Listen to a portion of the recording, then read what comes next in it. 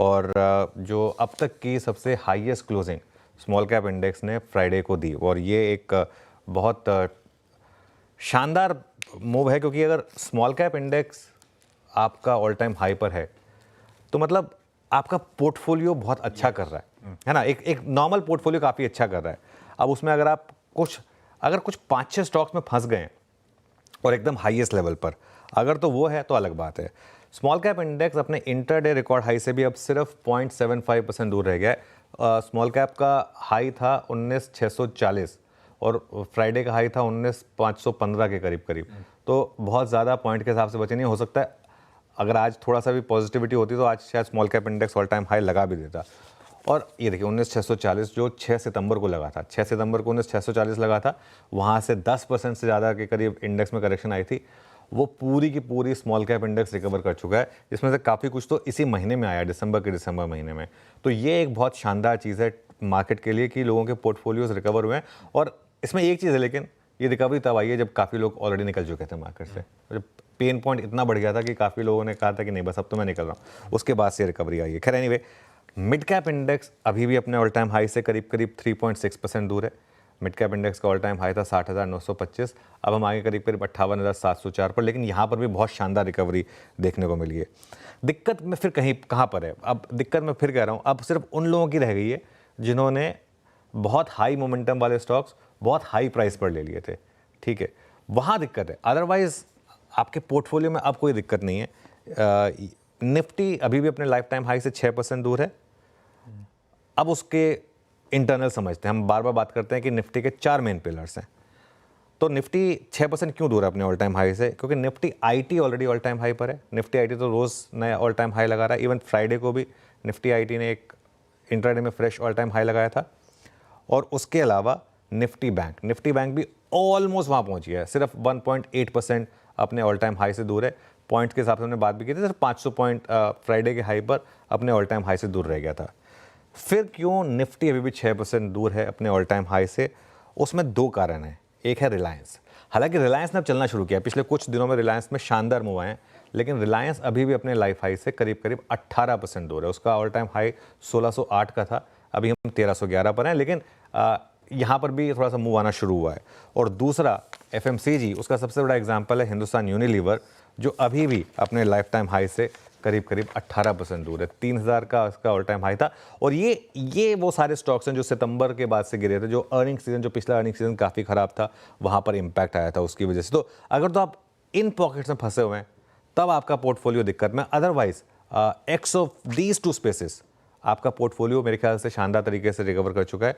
और मार्केट में फिर से एक बार जो लोअर लेवल पर अगर आपने एज इन्वेस्टर अप्रोच किया मार्केट को, तो मार्केट ने आपको रिवॉर्ड किया बेसिकली। पिछले कुछ दिनों से वाकई जो इतना सरदर्द था पोर्टफोलियो का, उससे तो रिकवर कर गए सबके सब। रिटेल पोर्टफोलियोज कहीं बेहतर अब सबको नजर आ रहे होंगे। कॉन्फिडेंस, कन्विक्शन, भरोसा सबका बड़ा होगा। जो तो दिक्कत वाली पॉकेट्स हैं, रिलायंस, इस पर कुछ ब्रोकरेज रिपोर्ट्स हैं, आगे आऊंगा उनको मेंशन करूंगा। एफएमसीजी जो दिक्कत कर रही है उस पर अपन आएंगे। आज एफएमसीजी चर्चा में रहेगा। गोदरेज कंज्यूमर के जो अपडेट्स की चर्चा हुई है उस पर और डिटेल में उतरेंगे। लेकिन पहले अब हमने इस हफ्ते कहाँ कहाँ नजर क्या इंपॉर्टेंट है उस पर बातचीत कर ली। मोटा मोटी कुछ हद तक सटल हिंट्स मिल गए हैं बाजार के टेक्सचर को लेकर। पर इस हफ्ते अब जिस तरह के सिनेरियो पेंटिंग हो चुकी है, क्या करें ट्रेडर्स और क्या करें इन्वेस्टर्स, वो समझ लेते हैं। क्या अप्रोच रहेगा दोनों का? देखिए, एक चीज़ तो आप मान के चलें, हमारा जो सबसे बड़ा ट्रेंड है वो अप है। हम एक multi year multi decade bull market में, इसकी हमने बात की। अगर आपका व्यू 20 साल का 25 साल का है तो निफ्टी 1.5 लाख भी जाएगा, उसके हिसाब से कोई दिक्कत नहीं। उसमें आप चाहे फिर 22,000 पर खरीद रहे हो 25,000 पर खरीद रहे हो, उससे कुछ फ़र्क नहीं पड़ने वाला है। तो अगर आप एक प्योर इन्वेस्टर हैं तो आपको भारत में कभी दिक्कत नहीं आएगी। पिछले 20 साल में नहीं आई है, अगले 20 साल में नहीं आएगी। हाँ, बीच बीच में फेजेस आएंगे जिसमें इस तरीके से मार्केट आपको करेक्शन देगा। दूसरी चीज़, अगर आपका पोर्टफोलियो डिवर्सिफाइड है, अगेन कोई दिक्कत नहीं है, क्योंकि अगर डिवर्सिफाइड आपका पोर्टफोलियो है आशीष, तो फिर आप कुछ स्टॉक्स आपको ऑब्वियसली तंग करेंगे, लेकिन मैक्सिमम स्टॉक्स क्योंकि अब ऑल टाइम हाई पर है, उसके करीब है, तो इसके लिए वो आपको बेसिकली बचा लेंगे। तो आई थिंक पिछले 3 महीने के जो मूव्स आए ना, उससे एक लेसन जो मिला है कि कभी भी अपने सारे एग्स ना एक बास्केट में मत डालिए। बेसिकली एक पर्टिकुलर सेक्टर पर या एक पर्टिकुलर स्टॉक पे बुलिश होकर सारा उस पर मत डालिए। आपके पोर्टफोलियो में ना HDFC बैंक भी होना चाहिए और जोमेटो भी होना चाहिए। मतलब ये जस्ट दो साइन बता रहा हूँ, एक एकदम हाई बीटा स्टॉक, एक एकदम लो बीटा स्टॉक का। पोर्टफोलियो में इन्फोसिस भी होना चाहिए, पोर्टफोलियो में हैल भी होना चाहिए। तो उससे होता क्या है, कुछ फेजेस आएंगे जिसमें मार्केट कुछ स्टॉक्स में दिक्कत देगा, कुछ स्टॉक्स में आपको पैसा बना के देगा।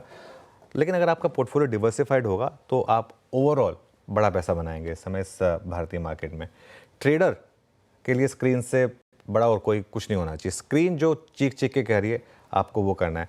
सितंबर अक्टूबर में स्क्रीन चीख चीख कर कह रही थी कि ये मार्केट सेल ऑन रैली का था, आपको सेल ऑन रैली करने की ज़रूरत थी। नवंबर के सेकंड हाफ और दिसंबर के फर्स्ट हाफ से स्क्रीन आपको चिल्ला चिल्ला के बोल रही है कि अब मार्केट बाय ऑन डिप्स बन चुका है, तो अब आप बाय ऑन डिप्स करिए। ये टेक्सचर अगर फिर बदल गया, वापस सेल ऑन रैली पर चला गया, तो वापस सेल ऑन रैली करिए। तो जब स्क्रीन बोले खरीदो तो खरीदो, जब स्क्रीन बोले बेची तो बेचो, सिंपल। अच्छा, ट्रेडर्स को ना एक और चीज़ समझने की ज़रूरत है। मार्केट्स में ना हमारे फेजेस होते हैं, एक होती है कॉन्ट्रैक्टिंग मार्केट, एक होती है ट्रेंडिंग मार्केट। अब पिछले 2-3 दिन से अब हम कॉन्ट्रैक्टिंग मार्केट में, उससे पहले हम एक ट्रेंडिंग मार्केट में थे। कॉन्ट्रैक्टिंग मार्केट में आपका व्यू होना चाहिए छोटा मुनाफा और छोटा लॉस। कॉन्ट्रैक्टिंग मार्केट मतलब रेंज सिमट रही है, थोड़ी सी धीरे धीरे सिमट रही है। Yes. ऐसी मार्केट में आपका व्यू होना चाहिए छोटा मुनाफा और छोटा लॉस।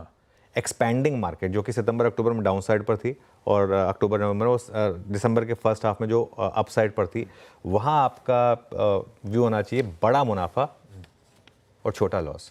बड़ा मुनाफा और बड़ा लॉस नहीं, वहाँ पर भी बड़ा मुनाफा और छोटा लॉस। स्टॉप लॉस फिर भी आपका वहाँ पर टाइट होना चाहिए। बड़े लॉस को सिस्टम से ख़त्म कर दीजिए। इस मार्केट में टिका वो जिसने सितंबर अक्टूबर में बड़ा लॉस नहीं किया।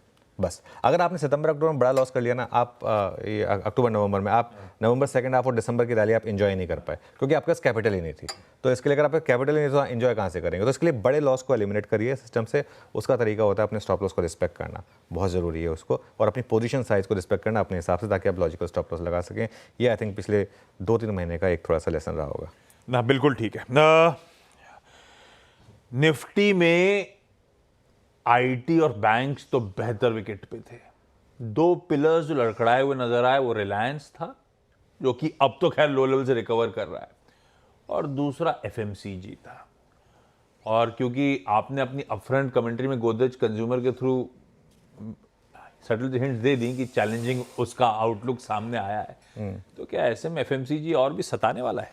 देखिए, इसमें बस एक चीज़ है, ये अपडेट जो आया ना, ये गोदरेज कंज्यूमर से आया, जिसका मार्केट को थोड़ा हिंट था कि पिछला क्वार्टर भी काफ़ी ख़राब था।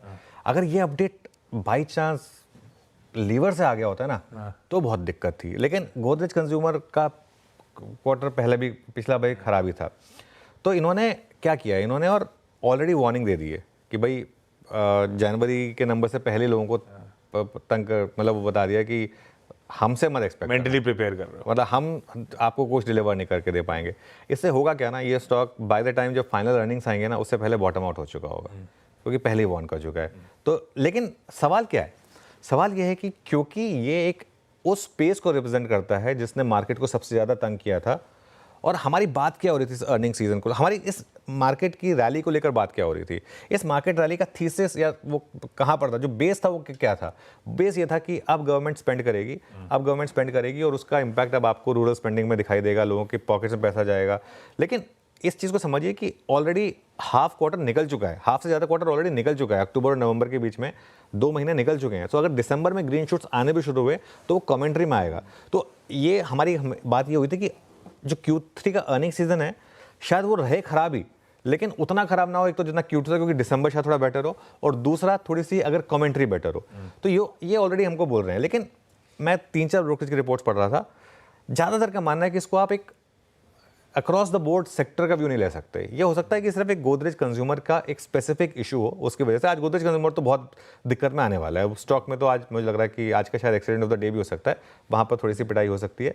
लेकिन ज़्यादातर एनालिस्ट का ये मानना है कि ये शायद एक वन ऑफ है, इसके लिए मैं इसको एक्सटेंड नहीं करूँगा। यही चीज़ मैं कह रहा हूँ, अगर यही चीज़ लीवर ने बोली होती तो फिर एक बहुत बड़ा नेगेटिव होता, लेकिन क्योंकि ये एक ऐसी कंपनी ने बोली है जिसका ज़्यादातर रिप्रेजेंटेशन सोप्स और पर्सनल केयर ब्रांड्स में है, तो इसके लिए आप थोड़ा सा इसको बेनिफिट ऑफ डाउट दे सकते हैं। लेकिन जो भी है, ये चीज़ तो आप मान के चलिए कि ऐसा नहीं होगा कि बस Q3 का अर्निंग सीजन आएगा और कहेगा कि ऑल इज़ ओके। वो जो Q2 में पेन आई थी वो लिंगर ऑन तो करेगी, ऐसा नहीं है कि बस एकदम से आप इम्प्रूव कर जाएंगे। बस ये है कि उसके बाद आगे क्या क्यों कमेंट्री उसके बाद कैसे रहने वाली है, आई थिंक ये ज़्यादा जरूरी होगा बेसिकली। चलिए, दिक्कत में है एफएमसीजी, लेकिन हो सकता है गोदरेज कंज्यूमर कंपनी स्पेसिफिक हो, पूरे सेक्टर को उस एक ही ब्रश से पेंट ना करें। इनका बिजनेस मिक्स से अलग है, 1/3 सोप से 1/3 होम इंसेक्टिसाइड से, जहां दिक्कत है। बाकियों का इस तरह का बिजनेस मिक्स है नहीं। खैर, मूड थोड़ा सा बिगड़ेगा। अब आते हैं आज के और डिटेलिंग पे। गिफ्ट निफ्टी के संकेत दिखाइए। सुबह से एक पस्त ओपनिंग के इंडिकेशन, सुबह से 40-50 पॉइंट दबाव के साथ खुलेंगे। हफ्ते की शुरुआत होगी इस तरह से गांधीनगर से क्यूज आते हुए। एशिया आपकी स्क्रीन पर आएगा, बुरा नहीं है, एशिया धीरे धीरे करके ठीक हो रहा है, और खासतौर पर चाइना फेरिफेरल मार्केट्स बेहतर कर रहे हैं, जबकि उनका इन्फ्लेशन का प्रिंट बहुत खराब है। ये देखिए आपकी स्क्रीन पे। खैर, मिला जुला एशिया है, मिला जुला यूएस का हैंडओवर था, लेकिन